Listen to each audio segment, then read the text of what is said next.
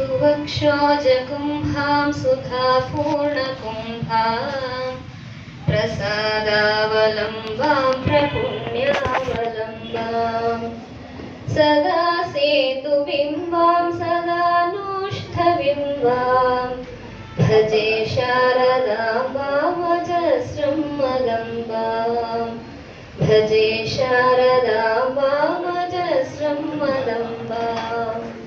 कटाक्षे दयाद्रां करे ज्ञानमुद्रां कलाभिर्विनिद्रां कलापै सुभद्रां पुरस्त्रीं विनिद्रां पुरस्तुङ्गभद्रां भजे शारदाम्बामजस्रं मदम्बां भजे शारदाम्बामजस्रं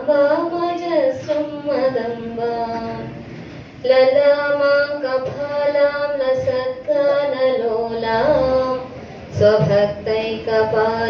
यशश्रीकपोलां करे त्वक्षमालां कनत्प्रन्नलोलां भजे शारदाम्बामजस्रं मदम्बां भजे शारदाम्बामजस्रं